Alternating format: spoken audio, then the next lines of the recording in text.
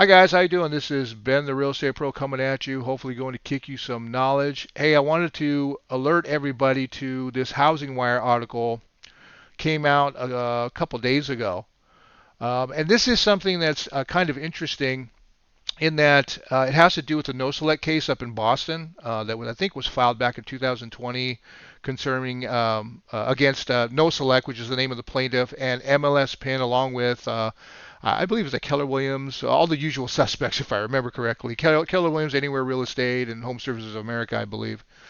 Well, to give you a little background, they came to a settlement back in 2023. I believe the end of the year. They said, "Hey, we're going to go ahead and settle. This is how we're going to do things." And then the DOJ came and interjected and said, "Hey, we don't like this settlement." Make a long story short. And the judge in the case basically turned around and said, I believe it's a Judge Patty Saris, I believe is the name of the judge in the case, said, "Hey, well, then you need to tell us what you want."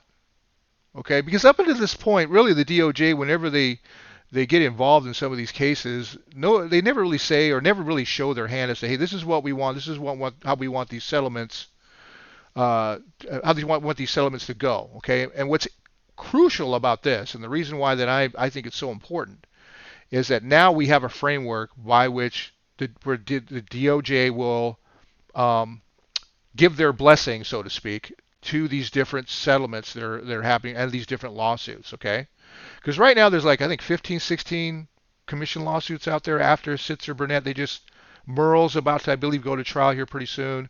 Although there's been a settlement by Keller Williams on a lot of these, but anyway, what's really important here is finally they've said this is what we're looking for. Okay, so let's go ahead and go to the article here and see why it's very important. Um, well, anyway, let me go ahead and start from the beginning because there's pieces of it here that I think are very important. But the Department of Justice is asking the real estate industry to consider a world without the practice of cooperative compensation. Okay, in its statement of interest, in its statement of interest relating to MLS Property Information Networks, also known as MLS PIN, the settlement agreement with the No-Select Commission plaintiffs filed Thursday evening, the DOJ recommended that Judge Patty Saris deny preliminary approval of MLS PIN's second amended settlement agreement. So basically, the agreement they went to, they came and said you need to deny this, and they went ahead and explained why. While MLS PIN claims in its filing that the proposed settlement would eliminate the allegedly anti-competitive rule at the heart of this action, the DOJ vehemently disagreed. In its three proposed settlement agreements, which the DOJ claims are all essentially the same, MLS PIN states that it will make changes to its version of the National Association of Realtors Participation Rule. Now, we as realtors, we know what that is. It's basically, when a listing agreement is signed, there's a certain commission that is agreed upon, and you offer half of that to a participating buyer broker as compensation for bringing a buyer. Okay, so the participation rule, which requires listing brokers to make a unilateral blanket offer of compensation to buyer brokers in order to list a property on the MLS. So it's required on most MLSs. You have to put down a certain amount. Okay, now some of them reduce that down to you only have to put 1 cent or $1 or whatnot, but still, it's something that you have to do on most MLSs. There are some MLSs that have dropped that, actually quite a few, but anyway, in practice, that's what it's been for the last couple decades. Currently, in order to list a property, the listing broker must make an offer of at least 1 cent, just like I said. But under the settlement, MLS PIN would drop that to $0. Okay. And now this is interesting. This is something that I've said. In its filing, the DOJ claims that this is a cosmetic change, and it is. The modified rule still gives sellers and their listing brokers a role in setting compensation for buyer brokers, the filing states. According to the DOJ, when a seller makes an offer of compensation to the buyer broker does not need to compete on their compensation price in order to attract clients. In addition, the DOJ claims that since offers of cooperative compensation are published in the MLS alongside listings, home sellers who choose to offer smaller amounts or no compensation at all will be disadvantaged as buyer brokers will steer clients to properties that offer higher commissions. As long as sellers can make buyer broker commission offers, they will continue to offer customary commissions out of fear. That's an interesting word that they use, that buyer brokers will direct buyers away from listings with lower commissions as well as well documented a well documented phenomenon known as steering the filing rates. Okay, and guys, this is true. I've even been now. I've never personally said this to a client, but I've heard other real estate agents tell their clients that, hey, if you don't offer a buyer agent commission, no one's gonna show your house. So what that does is that agent is instilling fear into their seller, their client. Says, well, yeah, okay, you can do that. You can go ahead and offer no commission, but you're not going to be able to sell your house. Is essentially what they're saying. Okay, which really what the listing is. Well, really, when it comes down to it, that's not the seller's problem. Okay, that's the listing agent's problem. If your seller says, hey, I don't want to pay a buyer's commission, guess what, listing broker? That means you need to go find a buyer. You need to actually go out and do your job. Okay, see, and I don't know, for those of you that are watching that don't know anything about real estate, but those of us that are in the industry, we all know this.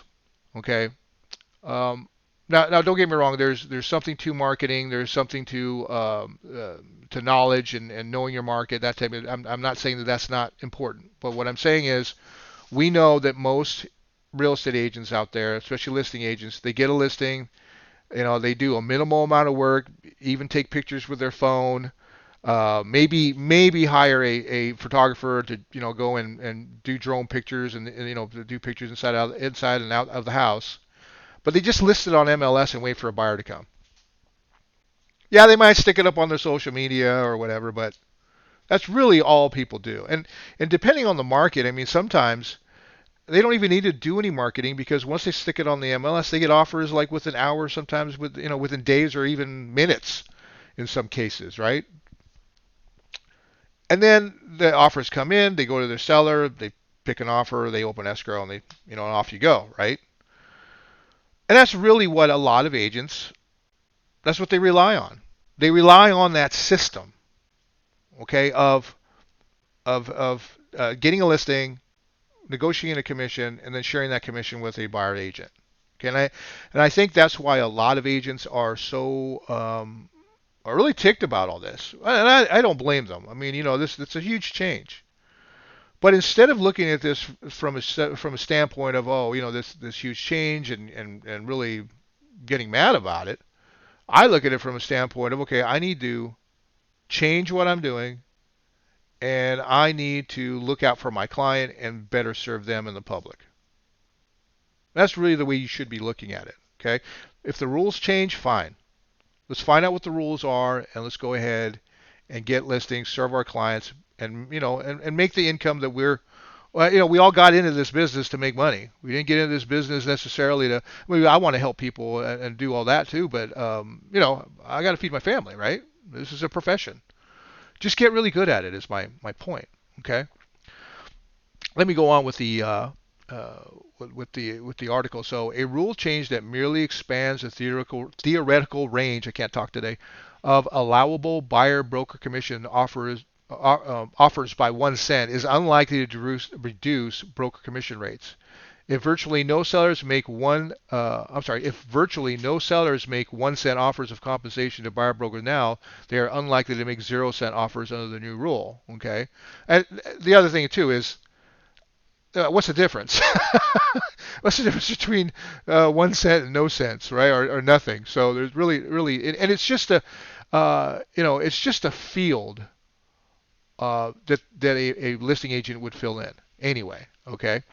Now this next part is interesting because I got into a little spat with somebody on YouTube, and I'm not going to mention them because I don't want to disparage them at all, even though they personally I think they deserve it. Um, Well, and I'll give you a little bit of background. It was when Sitzer Burnett first came out, when the verdict first came out, people were talking about how much of an effect that this was going to have on the industry. Okay, and this person, who's a fairly well-known YouTuber, um, gave the Northwest MLS as an example of, hey, they don't. I guess a few years back, they don't require you to put a buyer's agent commission. And I don't know whether they don't have a field at all, or they allow you to put zero in that field. But what they were saying is they were touting this uh, as an example of, don't worry guys, nothing's going to change. Northwest MLS is already doing what we think that they're going to ask us to do, and nothing to worry about. Things are going to go as normal, right? And I just merely said, I said, hey, look, I think at this point, I think Northwest MLS is a really bad example to be using to say that, hey, nothing's going to change, that there's nothing to worry about here, because we don't even know what the injunctive relief in Sister Burnett is, right? I mean, there's speculation, and we don't really know what the DOJ wants, right? So we went a little bit of back and forth, basically insinuate I didn't know what I was talking about. So I said, okay. But what's kind of interesting is the DOJ apparently agreed with what I said. But let me go ahead. As an example, the DOJ cites Northwest MLS, which no longer requires listing agents to make offers of buyer broker compensation in order to list a property. Despite this being allowed, the practice of cooperative compensation continues and agents have not changed. Okay? Or I'm sorry, and agent commissions have not changed. And that's what they were saying. And that on that particular YouTube channel that's what they were saying. Okay? That things aren't going to change because Northwest MLS is already not publishing or not showing buyers cooperative compensation. But here's the thing, guys. The practice was still going on. And that was kind of my point. Well, even though it's not on the MLS website, a buyer's agent could just call the listing agent and go say, hey, are you offering a buyer's agent commission? Oh, yeah, no problem, right? So these people were kind of missing the point. They were kind of saying, well, yeah, all we have to do is just not offer it on MLS. No, what I was saying was we don't know what changes they want, but it's likely that they're going to outlaw or prohibit, I should say. They're going to prohibit the practice altogether, and I was called an idiot. Well, guess what? Anyways. Okay, so the Antitrust Division's own analysis of buyer broker prices in large metropolitan areas in Northwest MLS's region shows that the October 22nd change, I guess that's when they changed to not having to show any compensation, likewise had no meaningful effect.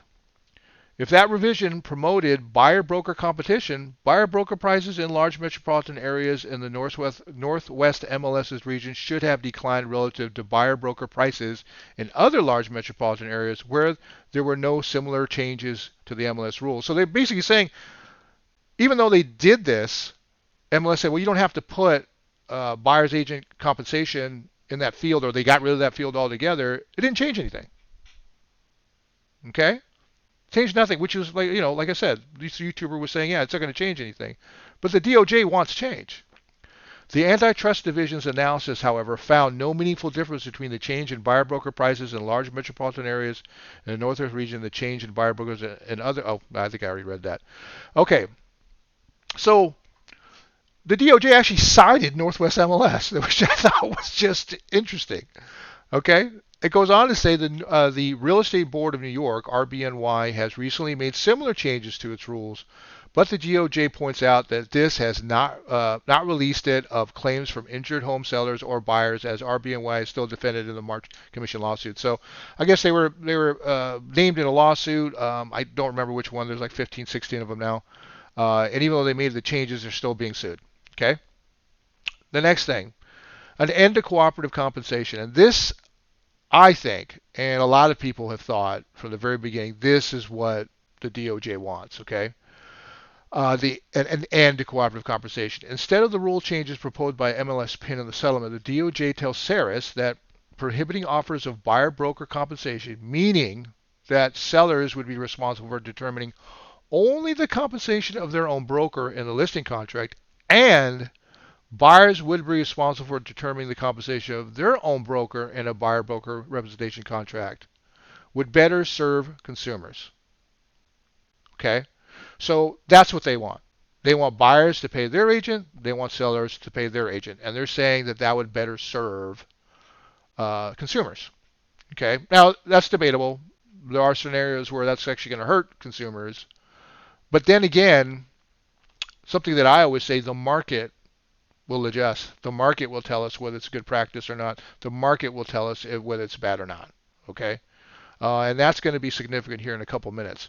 Preventing sellers and listing agents from setting buyer broker commissions would promote greater price competition and innovation in the market for broker services. The DOJ wrote in the filing, if buyers set the compensation for their own brokers directly, some buyer brokers might choose to offer flat fees or hourly rates in lieu of percentage commissions, since the amount of time and effort required by a buyer broker has a weak correlation, which I don't agree with, if any, to the ultimate sales price of the house. I don't.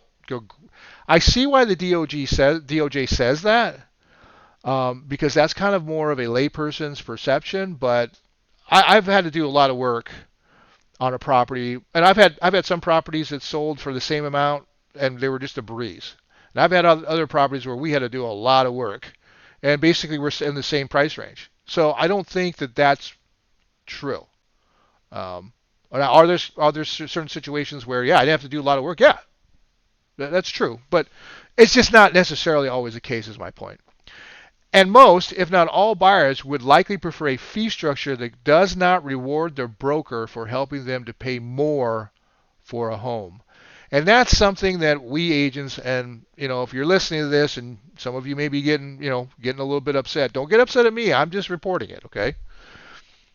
We know this, and this is something that we've talked about too. It's like, well, the higher the prices, the more money I make, but I'm trying to represent my buyer, and I'm trying to get them the best deal possible, right? Now, I understand that the market is going to tell us. The type of market that we're in is going to tell us what we need to do in order to get the house for our client, because ultimately that's what the client wants. They want the house. Does that mean in certain scenarios, certain situations, especially certain markets, that we're going to have to offer more? Yeah. Okay. Are we going to have to, work harder to bring value to an offer? Well, yes, but at the end of the day, sellers are looking at the bottom line. Okay. I think there was Industry Relations, which is a great podcast, and if you're not watching Industry Relations, you really need to. One of the guys on there, and I can't remember his name. Please forgive me, Rob. Anyway, fellow Korean, I think.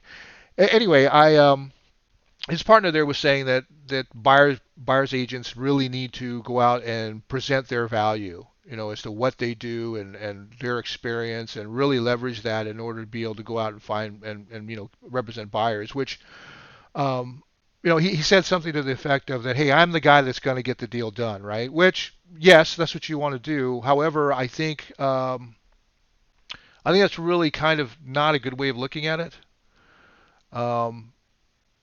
Mostly because sellers are more, like I said, looking at the bottom line. They're looking at the highest price. How much are they, are they getting the best deal or getting the most money they possibly can? Because you got to remember, the other agent on the other side, that's what they're trying to do, the listing agent. Now, you as a buyer's agent are trying to get them the best deal, which, most lay people, is to try and get a lower price, but it unfortunately, the current system isn't really set up for that. Okay. Now, what really needs to happen here, and I think this article alludes to it a little bit, is that we as buyer's agents, we need to look at it from a standpoint of, yes, we want to try and get the best price, but we want to get the best deal, meaning we want to get them the house. And if that means that I have to take a little less in order to get them the house, then okay.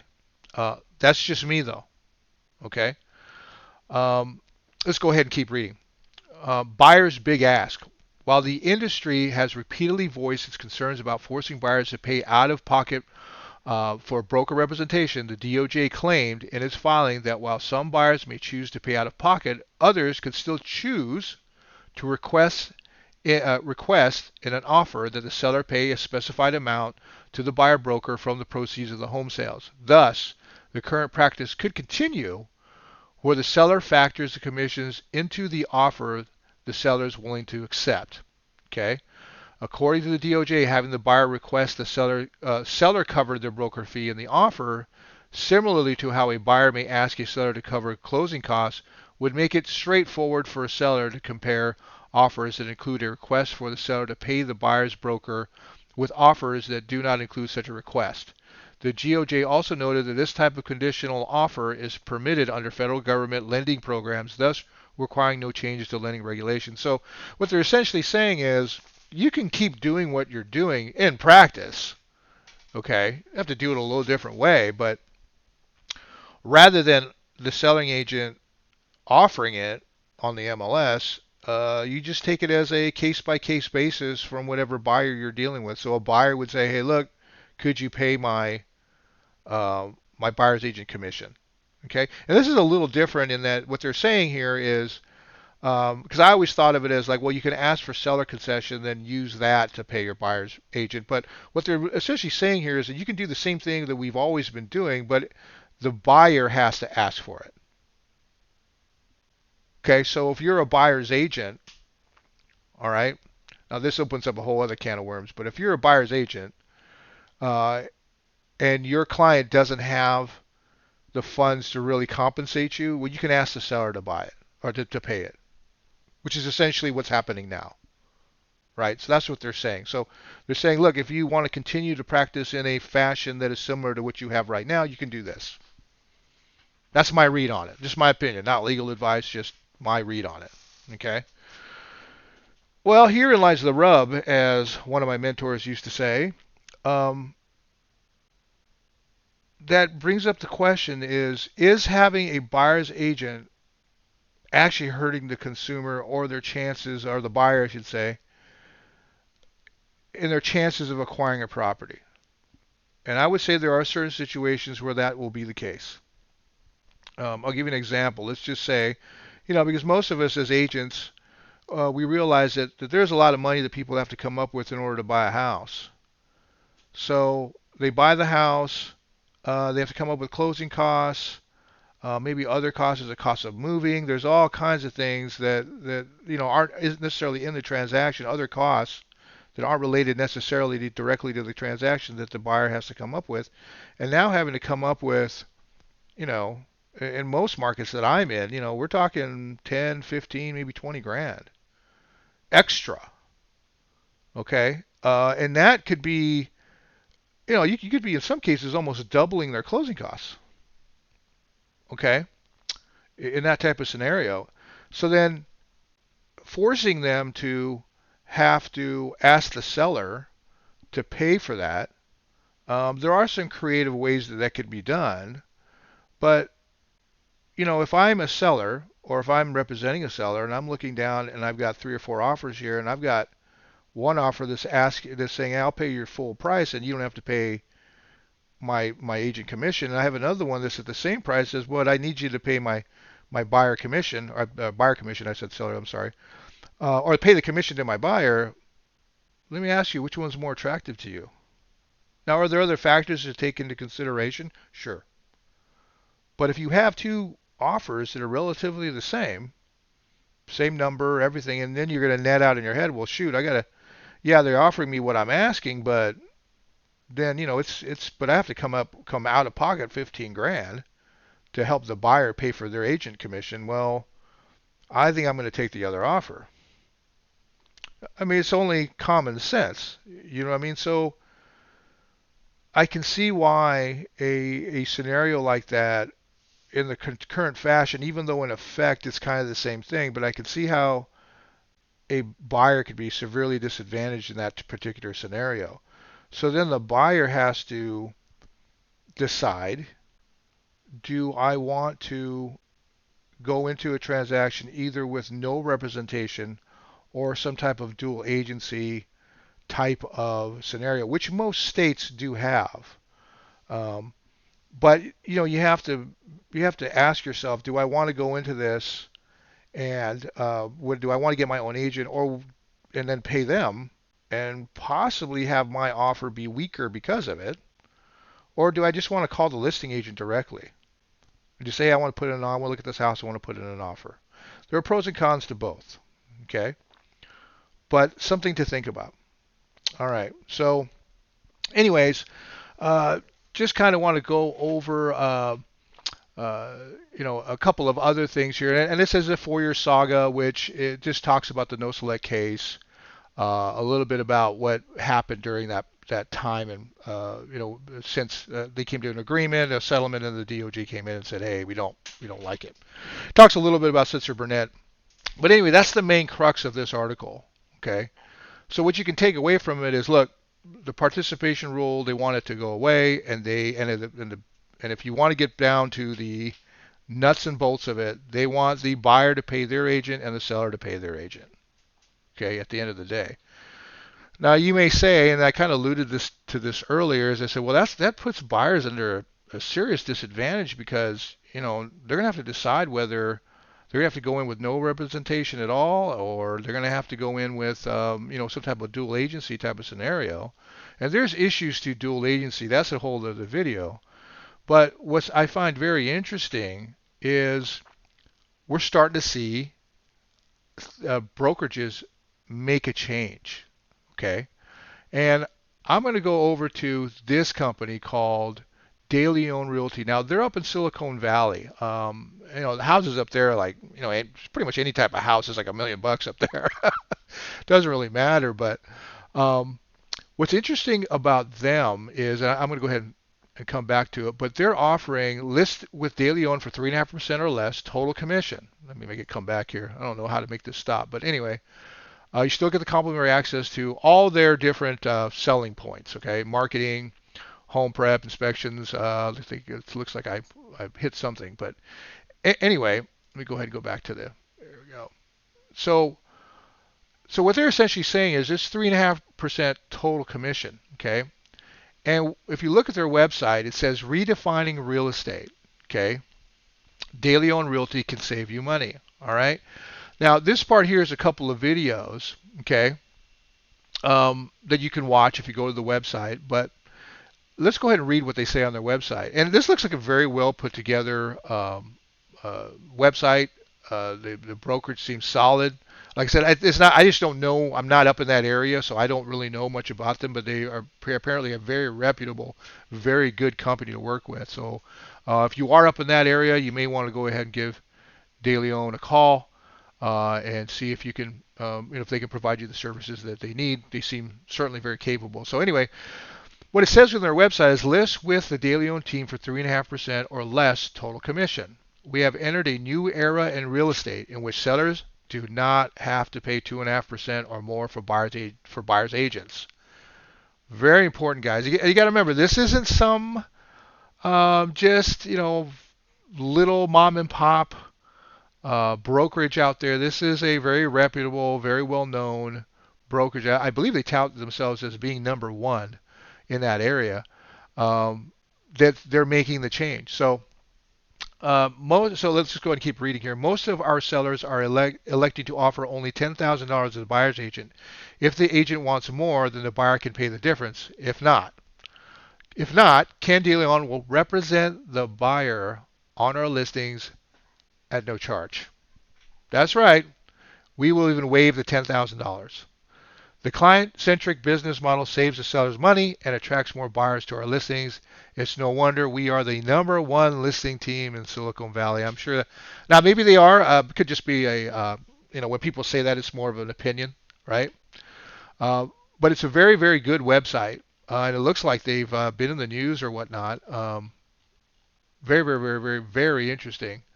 So I'm just kind of looking at their website a little bit, but and these guys, and the reason why I bring them up is these guys were featured in an article in Inman. Now I'm not an Inman subscriber. There's a paywall that if you want to actually read the article, you can go ahead and go there and do that. But that's where I got this name from, was Inman, and the article was that these guys are getting ahead of the game. Okay, and I think that a lot of agents. Well, it still amazes me. It really does. It amazes me how many agents that I talk to. I talked to one the other day, or many, many times when I talk to them about this, they have no clue what's going on. In other words, when this change comes about, which we think will probably come, later on this year, maybe beginning of next. That's just my estimation. And it's going to completely blindside them. And for them not to be ready in their business model, it really kind of shows you how little agents pay attention to their profession. Okay. Something that was pointed out to me the other day: the National Association of Realtors has 1.6 million members. I'm not a member, but um, uh, not directly anyway. But there's only really about 300,000 active agents, I think, is what the number was. So all these realtors, quote unquote realtors, right, that are out there, um, I just kind of wonder, uh, they're paying dues to NAR, and they kind of have to, but I kind of wonder if they're not doing any business, then how much experience are they getting? What is the name realtor really worth? Not that I'm not saying it's not worth anything, but I mean you have to ask the question. Okay.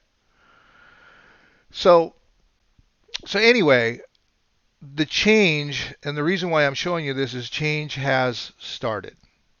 Okay. I had somebody the other day, a friend of mine said, why are people making this change before we even really know what's going to happen? Well, now we kind of know what the DOJ wants. And now all these settlements, all these verdicts, like in Sitzer Burnett, they all are going to have to work in this framework of what the DOJ wants. And essentially, like I said, they're essentially saying we want the buyers to pay their agent, we want the seller to pay their agent. Okay? And we don't want either party sharing commissions or having anything to do with that. Okay? So what we're doing is we're kind of looking at from the standpoint of hey, let's just stay out of the buyer's compensation. Let's go ahead and list properties for sale. When we sit down with the seller, we simply negotiate what we will charge for listing the property and providing the services that we provide. And then just telling our sellers, hey, listen, you don't have to pay for a buyer's agent commission. However, we may receive offers requesting that you do so or provide some type of compensation to the seller or to the buyer in the form of a seller concession so they can pay maybe their agent or whatever it is that they want to pay. And we'll just take that in on a case by case basis. Okay? Because there's really no, especially if this is the framework that we think that everything's going to be under, there's really no reason for us to even mess with how the buyer is being compensated. There's no reason for it. Okay, at least not one that I can think of. All right. Now, are there going to be situations where maybe we will? Perhaps. That's always a possibility. But we don't want to touch it. Okay. So we're formulating right now how we're going to go, how we're going to market ourselves as a company. At least the company that I'm with in California, Kramer Consulting Group, Patriot Lending. Um, we're going to kind of see what we can do there. Okay. Now I know that in California and I believe Utah, I think they're the only two states that have two different entities by which you can be a loan officer, where you can get an NMLS license. Okay. So in California, if you're DRE, you can have a real estate license with an NMLS endorsement, which allows you to do both loans and also real estate. Like here in Arizona, I'm licensed as an MLS loan officer and a real estate agent. Now, they're two separate entities, but I do have both licenses. So I can help somebody with a loan, and I can help somebody, list a house or sell or buy a home. But in California, if you have a DRE license with an NMLS endorsement, that puts you in a little bit of a unique situation. Perhaps if you're in Utah and you're kind of under the same setup, I'm not exactly sure how they have it set up over there, but if you have that type of setup, you're in a very unique and very advantageous position because you as a DRE licensed agent in California, you can provide real estate agent services um, and maybe not charge anything on a loan, or you can be a loan officer working for the same brokerage, be compensated as far as a loan officer and provide real estate agency services for free. So to a consumer, how that would work is, well, your loan officer would help you buy the house. Okay? Um, that's a very interesting position to be in. And from a marketing standpoint, still something we're kind of going through right now. But I think, judging by what information we have now and what's probably here that's coming, very unique position to be in and out there in the market as compared to an agent, okay, who has to charge you in order to get compensated. Okay, so just something to think about. Just kind of very, very interesting. So if you have a DRE license out there and you've been thinking about getting a loan license, this might be one of the reasons to get it.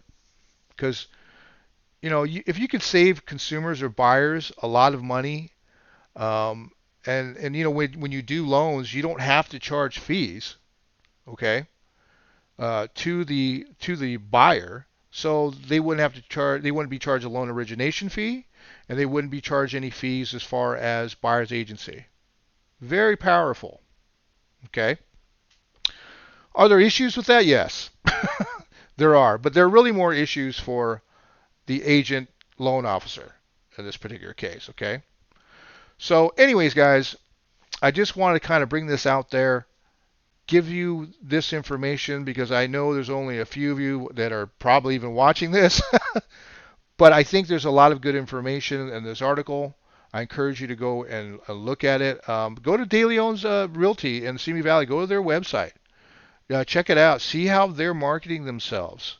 See what they're doing, and maybe you can use it as a roadmap to see how you want to um, market yourself in this new world. Okay, that's coming. And like I said, maybe you might want to just start doing that now because you'll be ahead of the game. At the end of the day,